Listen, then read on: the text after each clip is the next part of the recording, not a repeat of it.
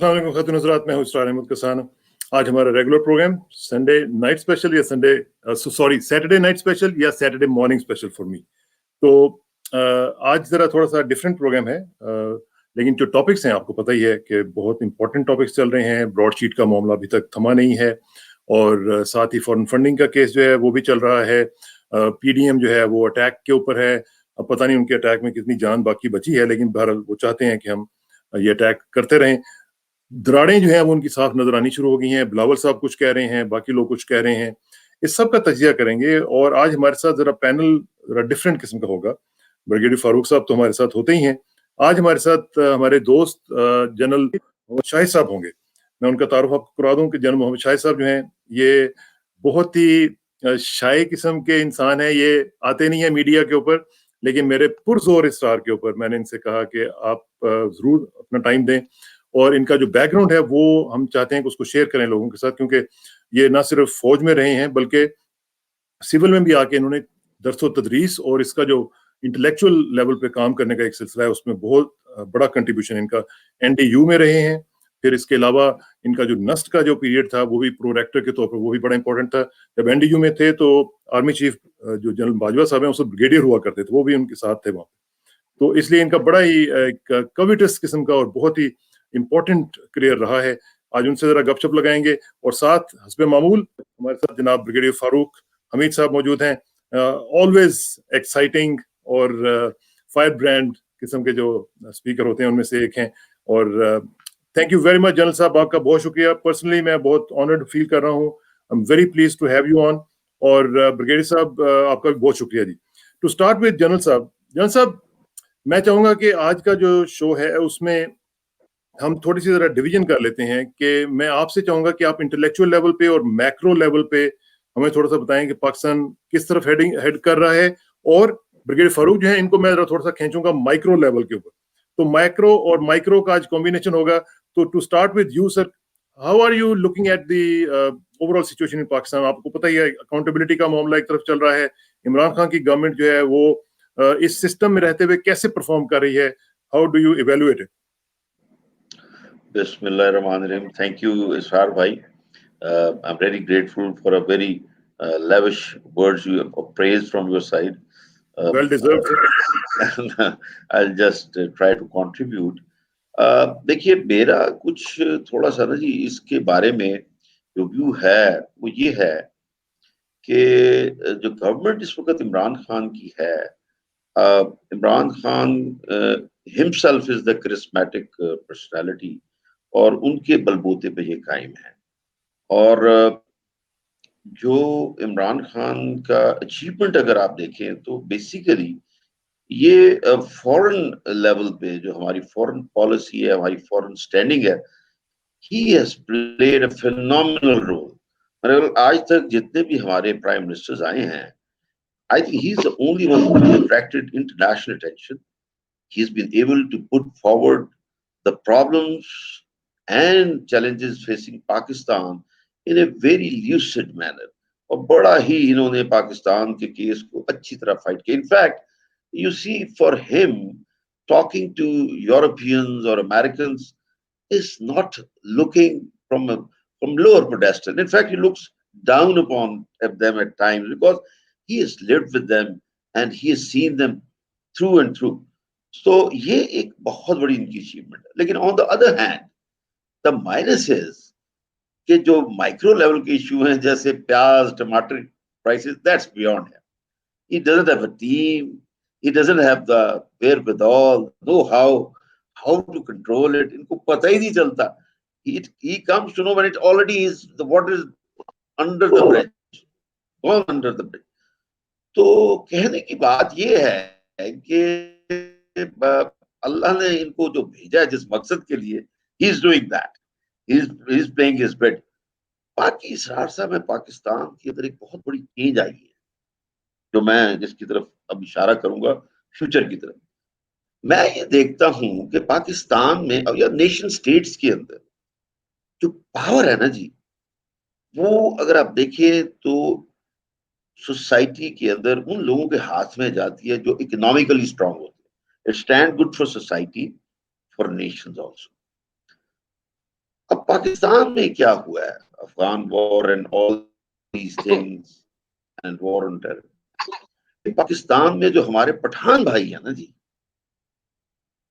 उन्होंने आहिस्ता आहिस्ता पूरे पाकिस्तान में इन्वेस्ट किया through share hard work and through a system. और मैं कभी उससे बात करूंगा कि इनका सिस्टम क्या है।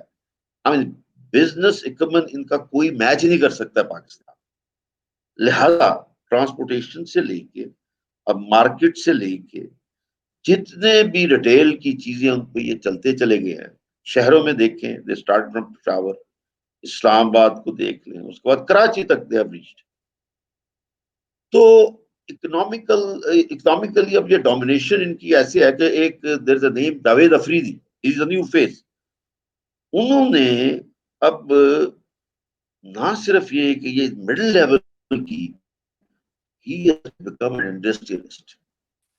जी जी हायर उनके पास है, he is bringing MG Morris garages गाड़ी and so many other things he is doing. अच्छा, ये किसी चीज में पड़ जाती है ना, दे गो इन ग्रेट डिटेल। ये इनकी खूबी है कि ये उसकी इतनी डिटेल में जाते हैं और पूरा खानदान उसमें घुस जाता है। They are bound to make. तो मेरा अपना ख्याल ये है कि पाकिस्तान में 15-20 साल में हमारे पख्तून भाई जो हैं वो डोमिनेट करेंगे economically and politically also. The leadership future Pakistan की उनके हाथ से निकलेगी। पंजाब को आपने ट्राई कर लिया, सिंध को कर लिया, they failed. They have not been able to take Pakistan to new heights. My bet is that they are going to be the future leadership जब उधर से निकलेगी, they are going to take Pakistan to new heights. That's my take. चलें ठीक है। ये brigadier साहब से जरा मैं उस पर बात करूंगा। ब्रिगेडियर साहब एक नया फलसफा देगा। एक इंटेलेक्चुअल से बात करने का ये फायदा होता है कि वो नई नई राहें खोलता है। तो अब जरा मुझे आप बताएं कि ये जो स्कॉलर सोल्जर वाला कॉन्सेप्ट था, मैं समझता था कि शायद ये जरा कम हो गया, लेकिन मुझे आप जनरल साहब से बात करके महसूस हुआ कि नहीं, स्टिल देयर। तो अब आप पूरी सिचुएशन को माइक्रो लेवल पे कैसे देख रहे हैं? एक तरफ हम देख रहे हैं कि ब्रॉडशीट का भी मामला है, ये सारे को आप जरा जस्टअपोज करें, इसको जरा बताएं ना कि आप किस तरह इसको पूरी सिचुएशन को देख रहे हैं। जी बिस्मिल्लाह रहमान रहीम। बहुत शुक्रिया इसार किसान भाई। पहले तो मैं आपको खराजी तहसीन पेश करता हूँ, मुबारकबाद देता हूँ कि हम तो जनरल मोहम्मद शाहिद साहब को बड़ा कहा कि आप आए, स्क्रीन पे आए। आपको अल्लाह ताला ने इतना इंटेलेक्ट दिया है, इतना तजुर्बा दिया है, आपने इतनी पाकिस्तान की मुख्तलिफ ओहदों में खिदमत की है, चाहे एयरक्राफ्ट मैन्युफैक्चरिंग में, नेशनल डिफेंस यूनिवर्सिटी में आप इंस्ट्रक्टर रहे हैं, आप उसके बाद वो अपने और एनडीसी में इंस्ट्रक्टर होना, एनडीयू में एक बहुत बड़ा एजाज होता है for any officer of the Pakistan army. फिर उसके बाद आप नफ्स जैसी पाकिस्तान की आला तरीन प्रेस्टिजियस यूनिवर्सिटी के आप प्रोडेक्टर रहे हैं कितने साल, और क्या जबरदस्त वहां पे टर्न अराउंड हुआ है पिछले 6-7 सालों में जो हमने देखा है। तो भाई आप आए, अब अपने नेशनल लेवल पे आप कंट्रीब्यूट करें, लेकिन मेरा ख्याल है ये क्रेडिट आपको जाता है कि आप उनको आज फाइनली स्क्रीन पे ले आए हैं। तो ये तो मुझे बड़ी खुशी हुई है।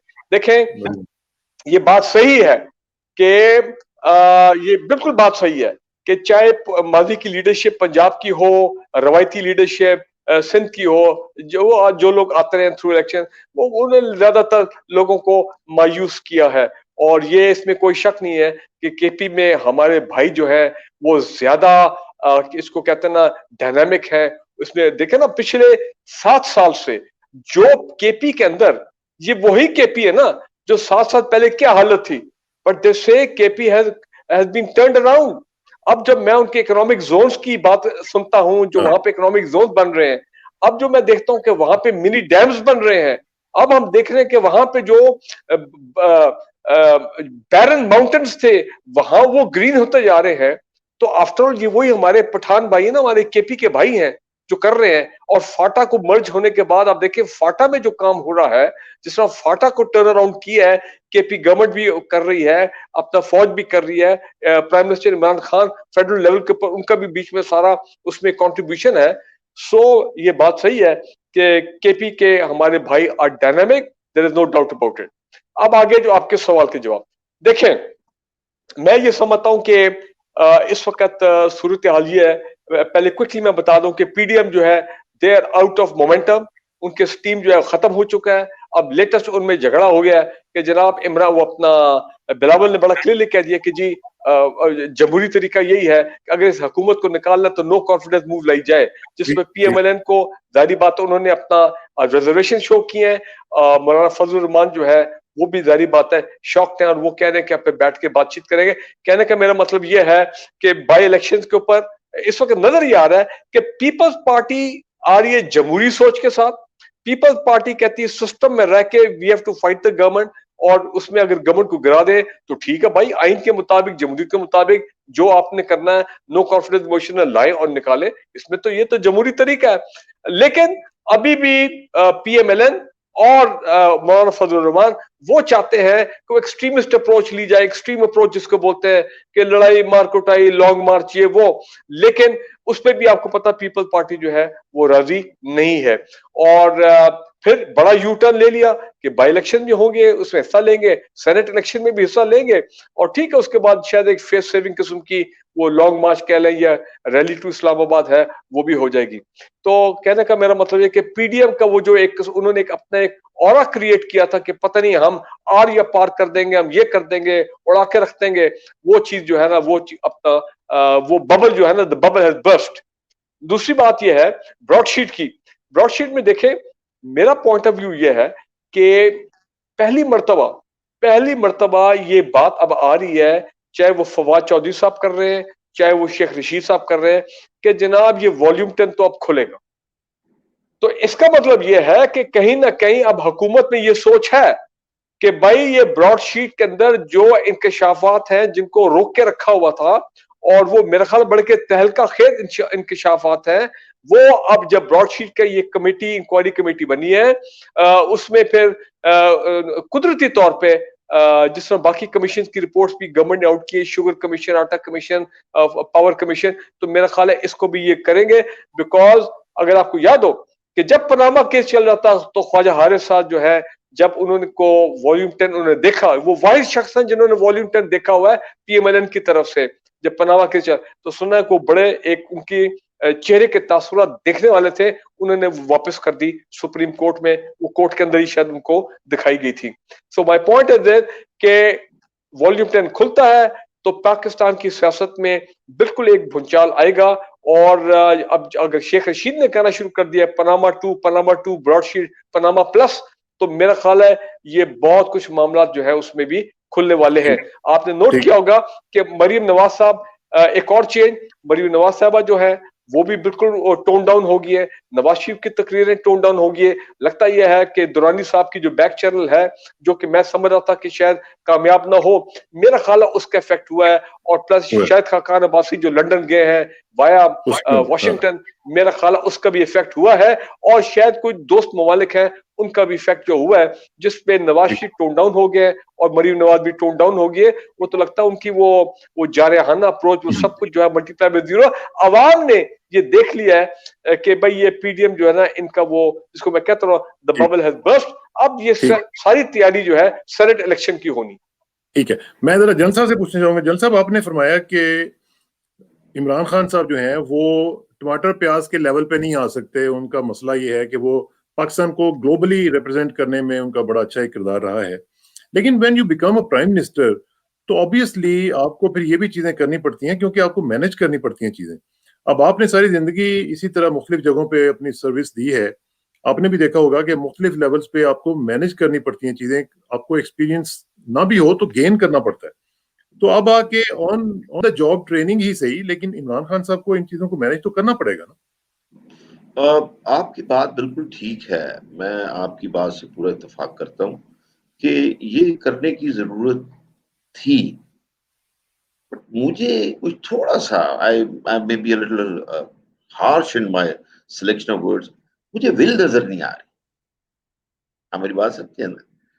मिसाल के तौर पे एक विल होती, मैं आई रिमेम्बर आई सॉ कि जब बेनजीर की पहली गवर्नमेंट आई तो अपने सारे मिनिस्टर को बिठा के पाकिस्तान इंस्टीट्यूट ऑफ मैनेजमेंट है कराची में, जरार जैगम उसके बहुत एक पुराने वो होते थे उधर के, वहां के वो पायनियर थे, उनको बुलाया, सबको बिठाया और 2-2, 3-3 हफ्ते का कोर्स कराया कि मैनेज कैसे करना है, how to manage a ministry.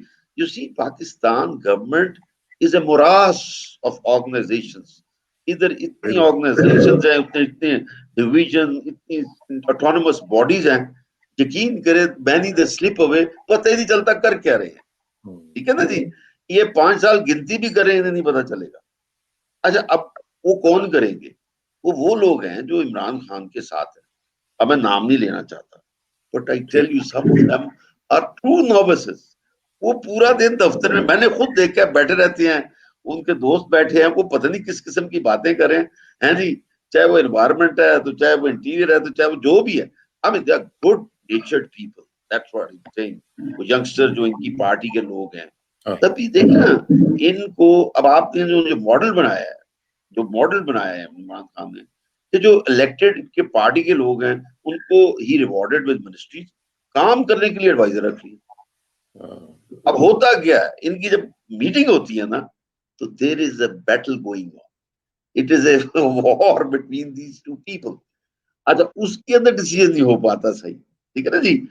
वो जो हैं बैठे हुए जिनको काम नहीं आता, वो कहते हैं हमने वोट लिए, हमारी बात सुन नहीं रहे आप उनकी बात सुन रहे हैं। जिन्होंने वोट नहीं लिए, वो जो स्टेट बैंक में आ गए, जो इंडस्ट्रीज में आ गए, जो इधर आ गए उधर आ गए। तो क्योंकि I am telling you from तो बेसिकली आप ये कह रहे हैं जज साहब के जो मैनेजमेंट पैराडाइम है उसके अंदर इनहेरेंट फ्लॉ है, जो कि जिसको कहते हैं ना कि हाउस डिवाइडेड अगेंस्ट इटसेल्फ। तो क्या ये वो वाली बात आप कर रहे हैं? जी जी बिल्कुल, अंदर से वो डिसीजन मेकिंग इतनी क्लैरिटी नहीं है। देखे ना, नी जर्क रिएक्शंस है, एक काम करने के लिए कुछ नहीं करते, सोचते रहते हैं, फिर एकदम एक काम करते हैं, वो पता चलता गलत हो गया, जेन्युइन मिस्टेक हो गई। And that is from where a famous term has been coined, U-turn. You know, so there have been U-turns and U-turns. तो इतने ज्यादा U-turns भी अच्छे नहीं, ठीक है ना जी। You can give it a new name or whatever, but the point is कि ultimately उससे suffer हो रही है decision making. And secondly, I pointed out कि ये जो accountability है ना, उसको across the board करने के लिए FIA, NAP, ये इदारे जो है ना, they've been let loose. And then people who have to spend money and they're sitting on the top, they are really afraid of spending money. So therefore वो जो काम है वो रुक जाता है, it doesn't move. मिनिस्ट्रीज में लोग आइडल बैठे हैं, कोई प्रोजेक्ट्स नहीं, कुछ नहीं। अब हाँ, कोई थोड़ी सी मूवमेंट शुरू हुई है, कोई मेजर मेगा प्रोजेक्ट्स में वो काम शुरू हुआ है, मगर लो लेवल पे आप देखें ना, वो जो बेसिक डेमोक्रेसी, वो नीचे लेवल यूनियन काउंसिल है, उधर तो कुछ भी नहीं हो रहा। लोग तो वहां है, उधर है ना, लोग तो उधर, मसले तो उधर है, उनके तो मसले अब जो मर्जी आप कह लें।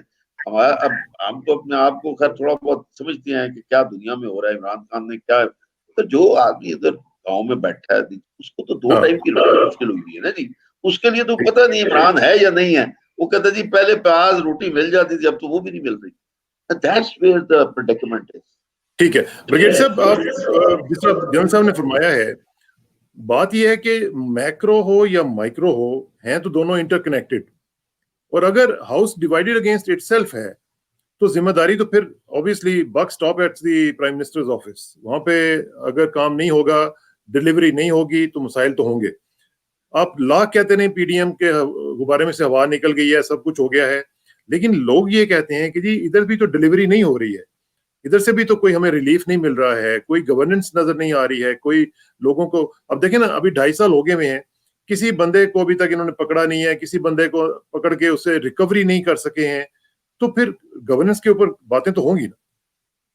नहीं, देखें, ये बात सही है कि गवर्नेंस इश्यूज तो हैं, और एट द फेडरल लेवल ये पहली मर्तबा है कि पीटीआई वाले जो है अपना गवर्नमेंट में आए हैं। और ये बात भी सही है कि हमारे रियासत में का जो निज़ाम है, हमारे रियासत के जो इदारे हैं, इनकी बड़ी गंभीर किस्म की डायनामिक्स है। अब एक फर्स्ट टाइम जो पीटीआई की तरफ से कोई मेल या फीमेल एमएनए अगर वो मिनिस्टर बनते हैं, तो उनको तो पहले पता नहीं लगता, समझ ही नहीं आती कि हमने दाखिल कहां से होना है, निकलना किधर है, ये मिनिस्ट्री में काम कैसे चलेगा, how to deal with the federal secretary, how to deal with the entire bureaucracy. और फिर आपको अगर ये हो कि ब्यूरोक्रेसी आपके कोऑपरेट ना करे, आपके खिलाफ हो, आपको आगे चलने ना दे, जिस तरह जनरल शाहिद ने भी कहा कि जनाब वो ऐसे नैब की वजह से ये फवाद हसन फवाद और ये जो है अपना हद चीमा लाहौर वाला जिसको 3 साल से अरेस्ट किया हुआ है, तो जाहिर बात है उसका एक रिएक्शन तो है। और ये भी बात भी सही है कि फिर थोड़ा बहुत करके अभी मामला जो आगे चले, फिर सर्विस रिफॉर्म्स अभी आए हैं लेटेस्ट, जिसकी बहुत कम बात हो रही कि जनाब जो अब promotion will all B merit based, यानी कि everybody will have the right, और वो ऑटोमेटिकली टाइम बेस्ड के ऊपर अपना फेडरल सेक्रेटरी बनेगा, नहीं, it is going to be on merit. तो ये भी एक बड़े नई चीजें आई हैं। लेकिन 2-3 चीजों में मैं यूटर्न की बात की, बिल्कुल मैं तो समझता हूँ पीडीएम जो है ऑपोजिशन, वो भी यूटर्न के का जो वायरस है उससे वो इन्फेक्ट हो गए, क्योंकि उन्होंने भी बहुत बड़े यूटर्न लिए, चाहे अपना बाई इलेक्शन के ऊपर हो, चाहे ये सेनेट के इलेक्शन पे, देव टेकन यूटर्न। तो ये तो लगता है कि वो भी यूटर्न से मुतासर हुए। लेकिन 2-3 चीजों में मुझे जाती तौर पर खुशी है। पहला बात यह कि देखें, मैं जब भी पाकिस्तान के वो एक शोबा लेता हूँ, बड़े बंजर जमीनें देखता हूँ, केपी में, पंजाब में, जहां पे रिफॉरेस्टेशन की गई है, बेशक 10 बिलियन ट्री सुनामी का जो प्रोजेक्ट है, जो कि मुकम्मल होना है अगले चंद सालों में, तो उसमें लो लेवल पे करप्शन के एलिमेंट भी बीच में आया है, और नैब ने भी उसका, केपी ने भी उसका नोटिस लिया है। लेकिन फिर भी खुशी होती है कि एक ऑन ग्राउंड आपको चीज नजर आ रही है जिसकी तरफ माजी में लोग नहीं जाते थे। मेगा डैम देखे, मैं सिर्फ एक चीज मेरी बात सुने, मैं सिर्फ ये चाहता हूँ कि जो जनरल साहब ये कह रही है ना कि देखिए जो बिलियन ट्री स्टॉर्मी, ये सब चीजें ठीक हैं, हो रही होंगी और बड़ी अच्छी चीजें भी हो रही हैं, लेकिन जो एक आम आदमी, जो इस तरह वो फरमा रहे थे ना कि गाँव में एक बैठा हुआ आदमी जो है वो कहता है कि जी मुझे इतने में पहले पेट्रोल मिल रहा था, डीजल मिल रहा था और मैं अपना जाके हल चला लेता था, तो अब उससे ज्यादा हो गया, उसका जो मसला है वो कौन हल करेगा? ये मसला है। नहीं देखिए, अब अनफॉर्चुनेटली अब देखें, पिछली आप जितनी गवर्नमेंट उठा के देख लें कि हर गवर्नमेंट के दौरान प्रोग्रेसिवली जब भी सीजन आता है तो उस सीजन की जो फ्रूट्स और वेजिटेबल्स हैं इनिशियली वो बहुत महंगी हो जाती हैं, लेकिन जब वो बिल्कुल सप्लाई बल्क में होती है, ठीक होती है, मामला चल पड़ते हैं मार्केट में, अपना चीजें वाफर मकदार में आ जाती हैं, तो फिर हम देखते हैं कीमतें जो है थोड़ा कम हो जाती हैं। एक और चीज है जिसकी वजह से पिछले 3-4 सालों में हम देख रहे हैं कि प्रोग्रेसिवली चीजों की कीमतें बढ़ रही है, खासकर वेजिटेबल्स की। देखिए इंडिया से हमारे बहुत रोज 200-300 ट्रक आते थे वेजिटेबल्स के, हम तो हर एक वक्त पे हैरान रह गए। हमारे फार्मर ने कहा कि भाई अगर आपने सारा टमाटर इंडिया से इंपोर्ट करना है और on a daily basis from Wagah, तो फिर हम तो मारेंगे। तो फिर ऐसा कोई हालात हुए है कि पिछले 3 साल से ये मूडी के साथ जो लड़ाई हुई है सारा इंडियन के साथ, वो ट्रेड बंद हो गई है। अब सारा हमने डिपेंड करना अपने पाकिस्तानी फार्मर्स और ग्रोअर्स के ऊपर, तो एक वो एलिमेंट भी है। प्लस ओवरऑल महंगाई तो हुई है, इसमें कोई शक नहीं। ये मैं मानता हूं कि प्राइस कंट्रोल मैकेनिज्म जो प्रोविंशियल गवर्नमेंट्स का काम है, it is the job of the provincial government कि वो अपने एक इफेक्टिव प्राइस कंट्रोल मैकेनिज्म बनाए, ताकि वो कामयाब नहीं हुआ। बल्कि हमारे एक दोस्त लाहौर में जो के एडवाइजर थे टू द पंजाब गवर्नमेंट और खुद बिजनेसमैन थे, प्राइस कंट्रोल मैकेनिज्म वो इंप्लीमेंट कर रहे थे। हर रोज उनकी तस्वीरें आती थी कि वो मार्केट में जा रहे हैं, कीमतें चेक कर रहे हैं, ये वो। इवेंचुअली उन्होंने कहा कि जी ये मामला कंट्रोल में नहीं हो रहा और लोग जो है वो झोली भर भर के जो है बददुआएं दे रहे हैं। तो then he left his job, he resigned. General साहब ने बात की कि उन्हें कोई विल नजर नहीं आ रही, तो फिर आप इससे एग्री करते हैं? देखिए अब हर हफ्ते पाकिस्तान की तारीख में पहली मर्तबा है ये गवर्नमेंट कि हर हफ्ते जनाब, वो आज मैं देख रहा था कि ट्यूसडे को कैबिनेट मीटिंग होनी है और जनाब ऐलान, उसके 17 मेंबर जो पॉइंट एजेंडा भी ऐलान हो रहा है। तो अब इस लेवल तक अब ये जा रहे हैं कि अपनी गवर्नेंस रहे माइक्रो मैनेज करने की कोशिश कर रहे हैं। लेकिन जो एक चीज सामने आ रही है वो ये है कि हमारे लाहौर के लोग हमें बताते हैं कि ये जो आड़ती हैं, जो मिडिल मैन है, जो ट्रेडर्स हैं, जो ये तमाम मामला को कंट्रोल करते हैं, सप्लाई को, होर्डिंग को, कीमतों को, उनका ज्यादातर ताल्लुक जो है, ज्यादातर वो पीएमएलएन के लोग हैं और उनकी वजह से उनकी ऐसी ग्रिप है मामला के ऊपर कि वो कीमतें कम नहीं होने देते। चीनी जो है वो आई 65-70-75 पे आई, लेकिन फिर 100 रुपीज चीनी जो है फिर क्रॉस कर गया 100 रुपीज। जनरल साहब से पूछता हूँ, जनरल साहब जरा आप भी ऐड करें। दूसरा मुझे ये भी जरा बताएं, आपने कहा कि आपको विल नजर नहीं आती। देखिए इमरान खान साहब ने, इनको तकरीबन 18-20 साल का वक्त मिला अब आके ये वजीर आज़म बने, लेकिन इन्होंने बड़ी तैयारी की, इन्होंने बड़ी मेहनत की, सब कुछ किया, लेकिन गवर्नेंस क्या होती है इसकी इन्होंने तैयारी नहीं की। मुझे याद है कि हम इनको ये कहा करते थे कि आप कमिटीज में जाया करें, कमिटीज में जब आप जाते हैं तो आप लर्न करते हैं गवर्नमेंट के प्रोसेसेस को, आपको पता चलता है कि फाइल कहाँ से कैसे चलती है और किधर पहुंचती है। लेकिन I think he thought, might have thought that he is too big for those committee meetings, लेकिन अच्छा उनसे आप सीखते हैं, वो नहीं इरशाद भाई, सीखा ना जी। मैं कुछ अर्ज करूं।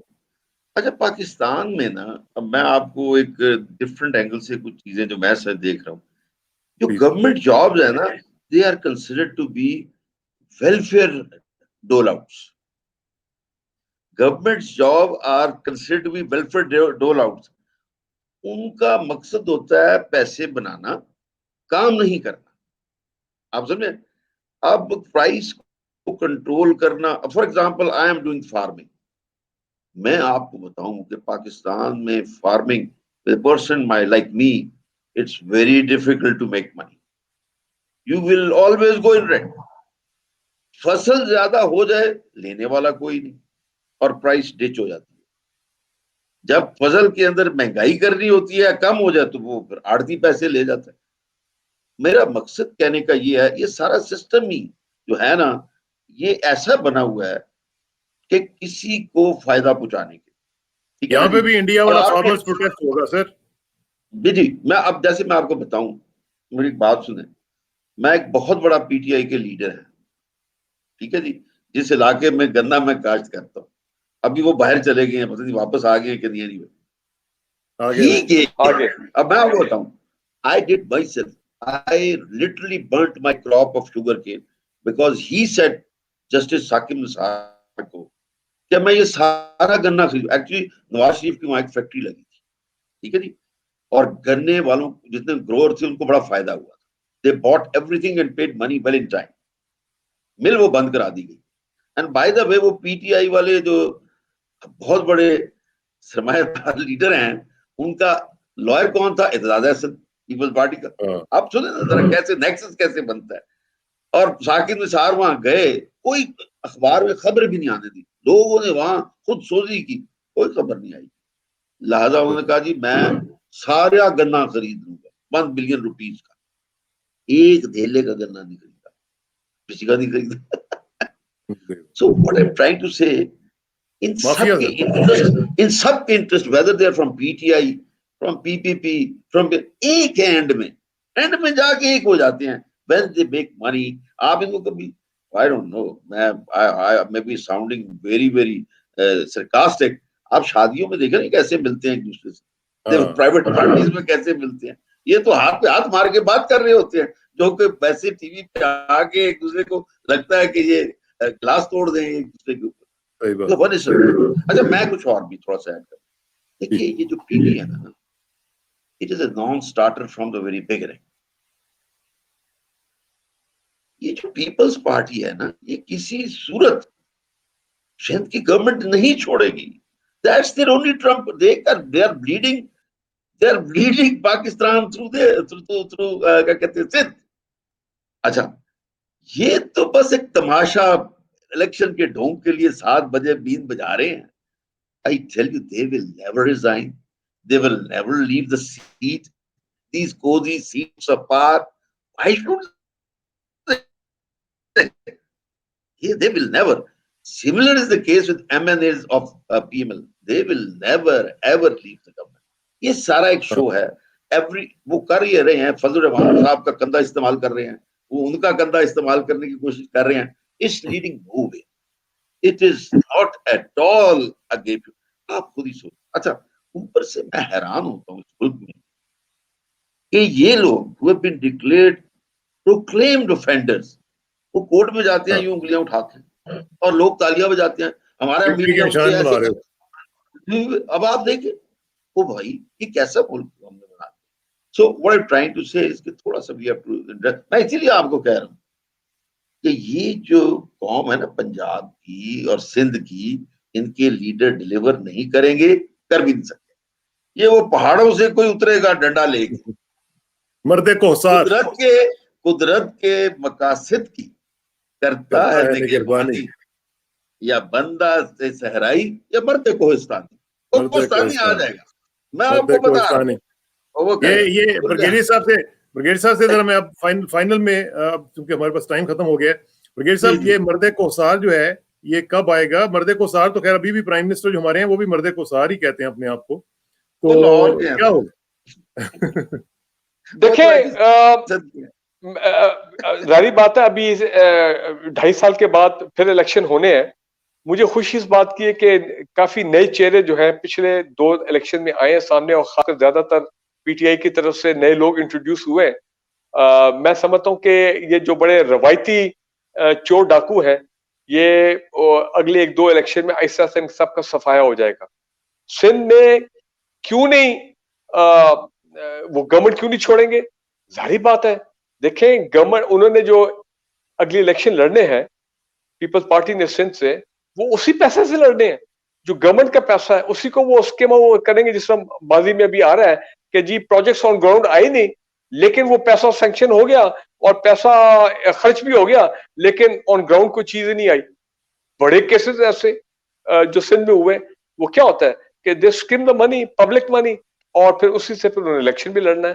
तो ये बिल्कुल बात सही है कि सिंध तो कभी सवाल ही नहीं पैदा होता कि वो, और वैसे भी आपने सिंध असेंबली की वो सीटें तो देखी हैं उनकी नई बिल्डिंग में, उसमें हाँ, एक सोफा जो है उसमें जो उनकी चेयर है, जब पहली मर्तबा आई थी तो हमने कहा तो ये तो लगता है हर शख्स जो है उसकी ये बादशाह सलामत वाली कुर्सी है, जो कि इस तरह की होनी नहीं चाहिए। लेकिन बहरहाल सो वो इतने फर्मली इंटरेस्ट है, इतने मजे में है कि वो क्यों ये तमाम जो क्यों करेंगे? मौज मिला उसको छोड़े। मैं लेकिन एक आखिरी मुझे एक बात आज करूं चंदा जी साहब, जी मैं जन सर, एक मैं बात कह एक दूं, बात, एक बात, लास्ट अच्छा पॉइंट, चलो लास्ट जी point, please last please. Point सिर्फ ये, आज मुझे पहली मर्तबा कुछ सिंध की तरफ से एक अच्छी खबर है, और वो उनका मैं ऐड देख रहा था, और अभी मैं ट्वीट भी करूंगा, उनकी तारीफ करूंगा कि इतना हम करते रहते हैं उनको, उनकी मिस गवर्नेंस को और ये चोर बाजारी, ये तमाम चीजें, कि उन्होंने कहा है कि जी गिनेस बुक और रिकॉर्ड्स में आ गए हैं कि वाकई उन्होंने, फिर वही बात है, इमरान खान से मुतासर होकर जो मैंग्रोव का उन्होंने कल्टीवेशन की है पिछले 1-2 सालों में,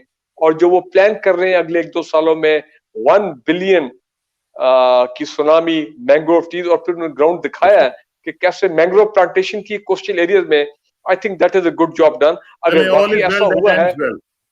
हाँ दैट इज गुड। ठीक है। लेकिन बात वही है कि अब, और दूसरी इंपॉर्टेंट चीज, जरदारी साहब का मैं तो इंतजार कर रहा हूँ कि जनाब जरदारी साहब जो है उनको अब वो रिलीफ मिलता है या नहीं, क्योंकि जो 4 रेफरेंसेस कराची में शिफ्ट करने की वो कोशिश कर रहे हैं। मैंने ये भी देखना है कि नैब वाले इसको कितना अपोज करते हैं या बिल्कुल लेकिन ठंडा लेकिन ये रखते हैं। जरदारी साहब का मुझे बताएं कि वो जो बाइडेन की इन्होंने इनॉग्रेशन पे जाना था। नहीं, वो तो ऐसे देखें, जो बाइडेन की इनॉग्रेशन में हमारे एम्बेसडर ने वहां रिप्रेजेंट किया, सवाल ही पैदा होता, कोई दुनिया से कोई एक शख्स नहीं आया, ये ऐसे स्टंट था जो कि 1-2 दिनों के लिए आया था, it had no value. Last my point is there, लेकिन कि देखें जनाब, जिस तरह जनरल शाहिद ने कहा कि बस ये हमारा मुल्क, ठीक है, हमारा भी कमाल का निजाम है।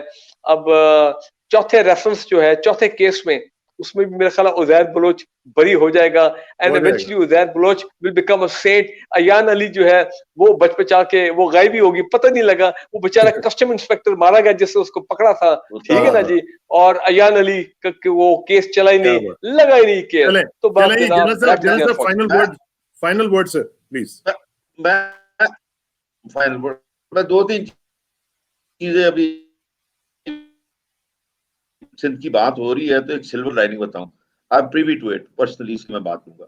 ये एनआईसीबीडी एक इदारा है, गवर्नमेंट इसको इतना Yeah. बजट देती है, फ्री ये हार्ट सर्जरी और बाईपासेस और एंजियोग्राफी की ये वहां पे इंटरवेंशंस करते हैं।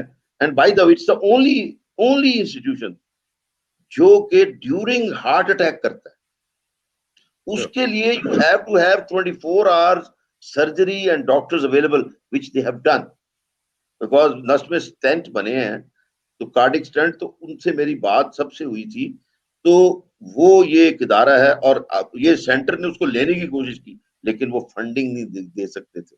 तो ये जरदारी को या किसी को कोई मेरे ख्याल आया हुआ है एक तर्स किसी पे, तो कोई उसको यहाँ कहीं से बिशारत हुई है कि इसको छोड़ दो और पैसे दे दो जितने मांगते हैं।